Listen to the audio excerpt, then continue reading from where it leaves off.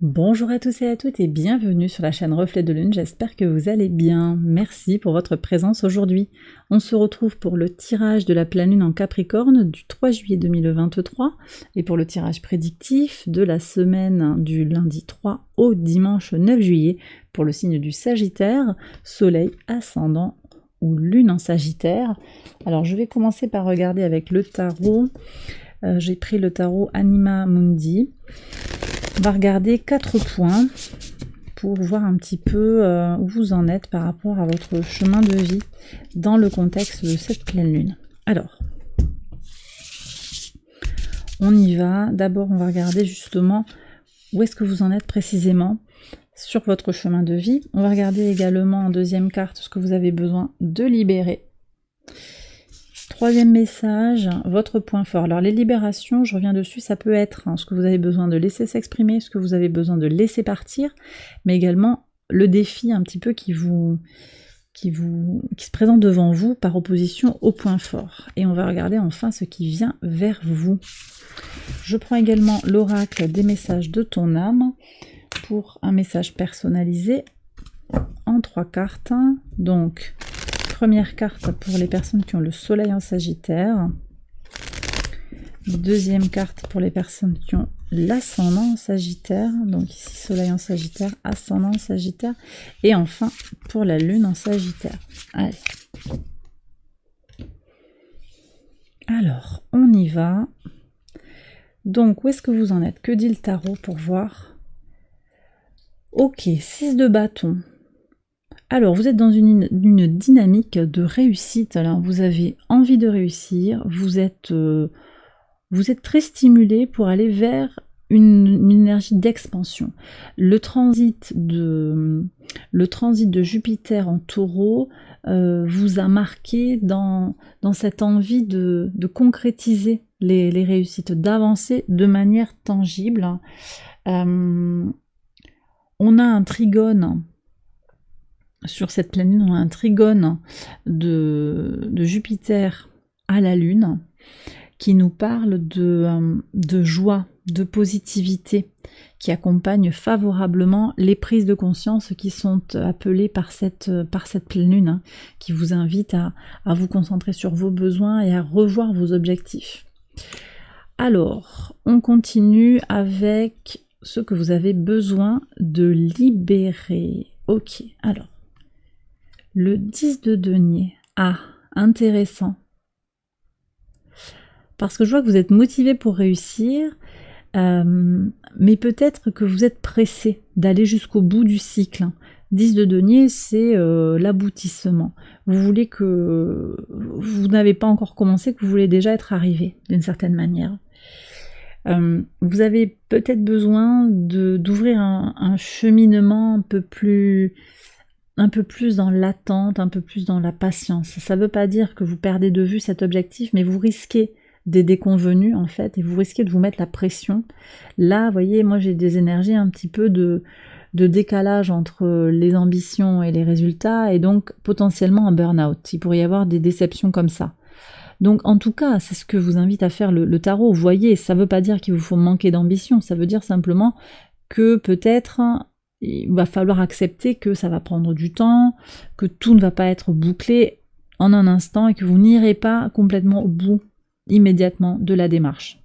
Prenez par rapport à votre situation, ça peut être sur le plan d'une entreprise, sur le plan relationnel, amical, sentimental. Ça ne veut pas du tout dire que ça ne fonctionne pas, on est bien d'accord, au contraire, il y a de belles énergies, mais ça vient dire que tout ne pourra pas se mettre en place tout de suite.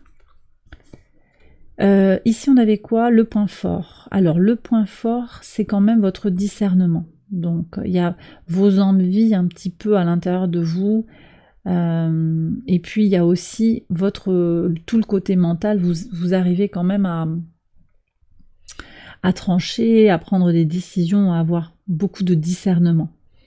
Donc ça c'est très très positif. Jupiter, alors il n'y a pas tout à fait un sextile à Mercure, mais il y a Mercure qui est pas très loin du Soleil, et donc Jupiter est au sextile du Soleil, pratiquement au sextile de Mercure. C'est ça aussi, hein, c'est la bonne connexion de Jupiter à Mercure, le rapport au mental, il est... voilà, c'est un mental qui éclaire bien le désir d'ambition, voyez. Voilà, donc c'est pas un gros mot d'être ambitieux, mais il y a ce risque un petit peu d'aller se brûler les ailes, voyez, en se lançant, en faisant un investissement imprudent, en se lançant tête baissée, en plaquant tout pour se relancer.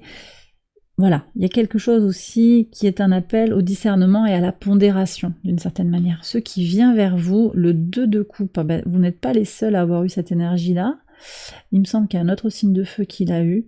Donc il y a l'idée de se trouver, de se rencontrer. Il y a peut-être une rencontre romantique, mais il y a aussi l'idée de se trouver, de trouver son centre, très connecté à Saturne, les limitations Saturne, hein, les épreuves de la vie, et oui, mais en même temps ça vous aide à construire votre intériorité, à construire votre temple intérieur. Saturne en Poisson, là il y a cette belle structuration qui est apportée à l'énergie malléable, fluctuante des Poissons, qu'on retrouve ici avec des hippocampes.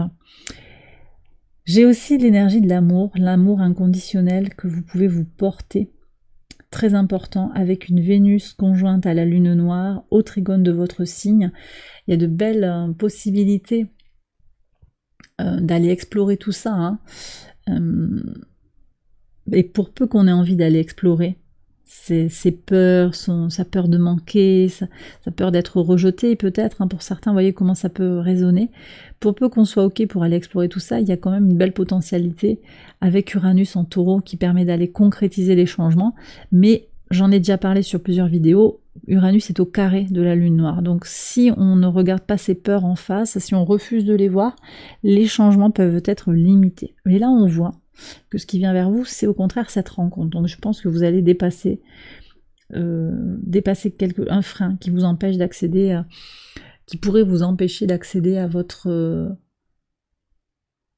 vérité, quoi. Quelque chose de comme un ajustement fin par rapport à ce qui vous freine encore, ce qui peut vous limiter, et aussi, hein, l'injonction peut-être qui vous impose, parce que ça vient peut-être d'une injonction parentale qui vous impose d'aller jusqu'au bout, de perfectionner, d'aller vite. C'est ok d'aller lentement, c'est ok de ne pas tout réussir du premier coup, c'est ok. Il y a des choses à relativiser aussi, et je crois que ça va se faire pour vous sur cette période, hein. Cette période-là, avec la carte de ce qui vient vers vous, ça peut dépasser le mois, ça peut aller plus loin, c'est plus sur une perspective de ce que vous posez comme intention autour du cycle lunaire, comment vous connectez aux énergies du cycle lunaire et comment vous vous projetez, parce que chaque lune a son sens dans le cheminement de vie sur l'année. Donc là, ce 2 de coupe, il vient résonner pas seulement pour la semaine, pas seulement pour la quinzaine, mais au-delà. Allez, on regarde maintenant les messages de l'oracle. Soleil en Sagittaire, laissez mourir. Donc vous avez quelque chose à abandonner là, les Sagittaires. Le temps est venu de mettre un terme à une relation, à un schéma ou à une situation toxique et néfaste. Je vous parlais tout à l'heure, hein, d'injonctions parentales, de choses comme ça, qui peuvent revenir de très loin, hein. Laisse la vie t'éloigner de ce tourment, fais de la place dans ta vie et dans ton quotidien pour un renouveau. C'est très connecté à ce que je vous ai dit. Qui vous a demandé d'être ultra dans le succès, ultra dans la réussite? Voyez comment ça va vous parler, parce que ça va pas parler à tout le monde. Mais là, il y a quelque chose à libérer et à accepter aussi que c'est ok de suivre un tempo peut-être plus ralenti. Voyez comment ça vous parle, ce que je dis, hein. Ça, c'est peut-être pas adressé à tout le monde. Ascendant en Sagittaire ici, écoutez les arbres. Assieds-toi contre un arbre, prends-le dans tes bras, écoute ses murmures, écoute la sagesse qu'il a à te transmettre, ressens en toi sa force et sa puissance qui te rappellera la tienne. Super. On continue avec les lunes. Lune en Sagittaire, se reconnecter à la nature. Donc il y a quand même quelque chose aussi d'indiqué de se reconnecter à sa nature terrestre. Très important, les arbres, les oiseaux. Arrête tout. Se reconnecter à la nature, arrête tout, pars marcher au chant des oiseaux. Laisse-toi bercer par la douce mélodie du bruissement des arbres. Laisse-toi porter par le vent, par la vie, par la magie de la nature. Super. Allez, on va passer au tirage prédictif quotidien. On va voir comment tout cela résonne ensemble. J'accélère la vidéo et je vous retrouve après.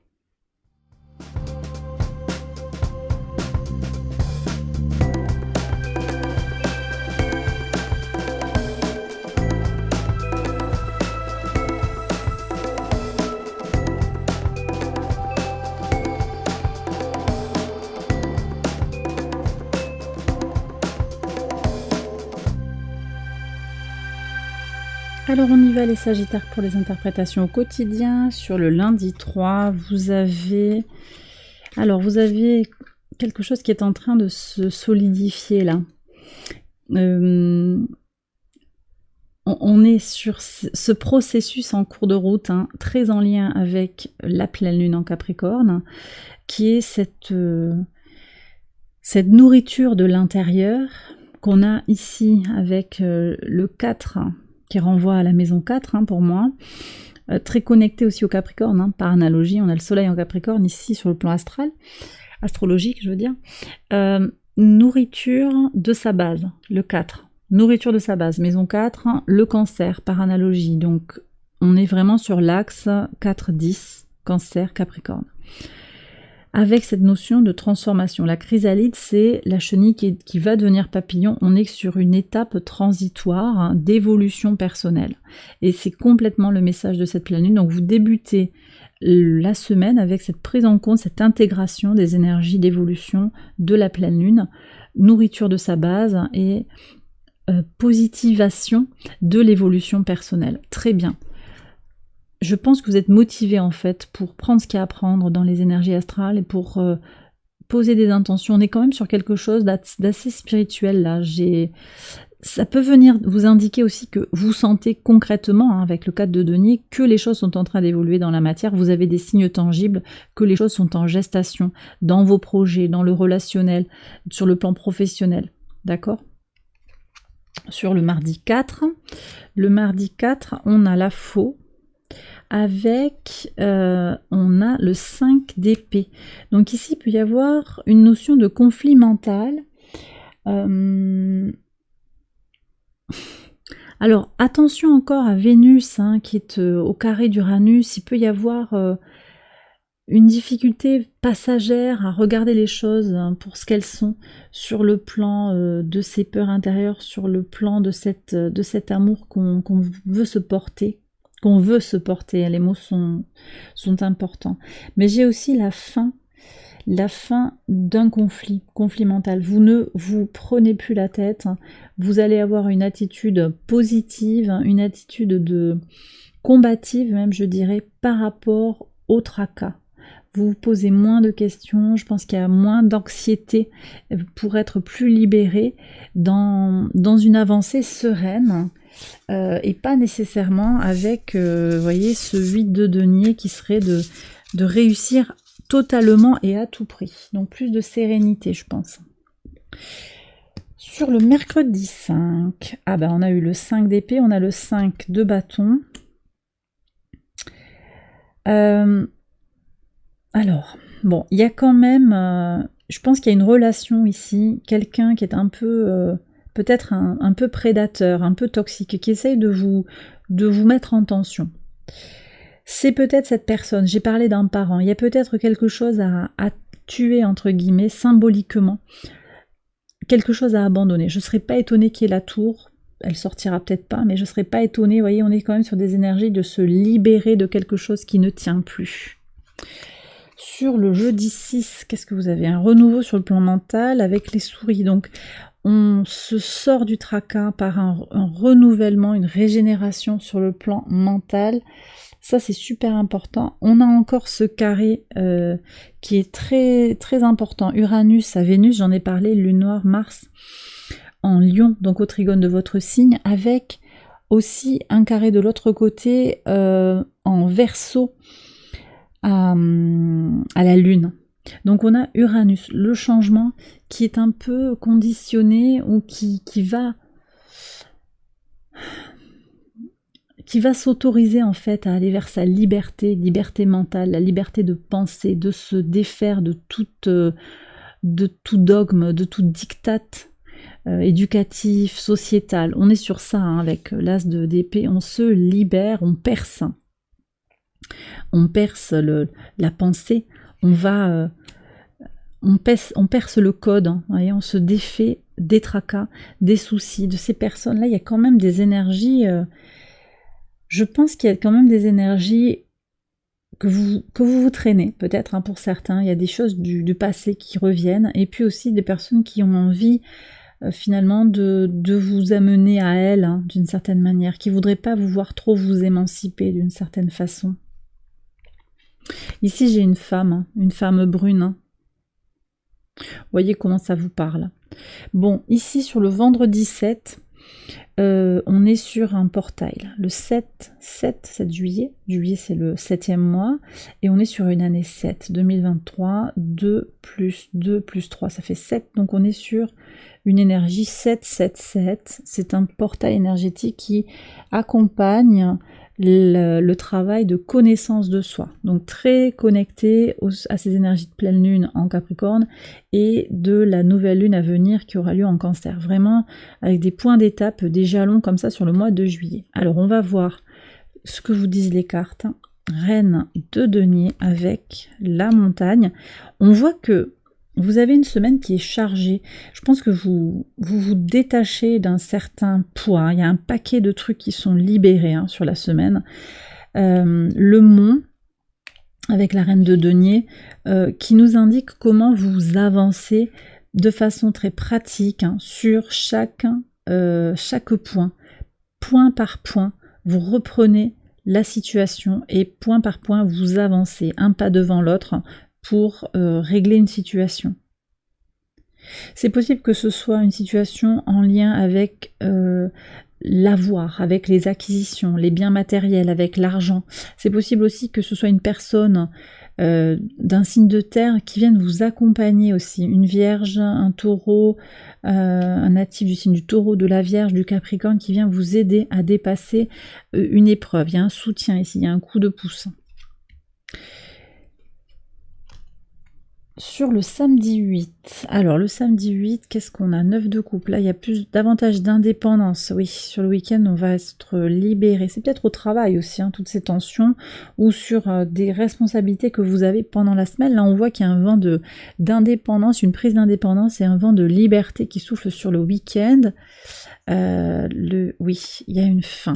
Alors 8 de coupe avec cette exploration qui permet un équilibre émotionnel sur la fin de la semaine et on a le cercueil qui parle de muet et avec ce serpent j'ai eu l'image de la mue qui est venue, je vous en ai pas parlé mais on a la mue, il y a quelque chose qui est transformé, abandonné, relâché, on fait sa mue, on transmute les choses et ça passe ici sur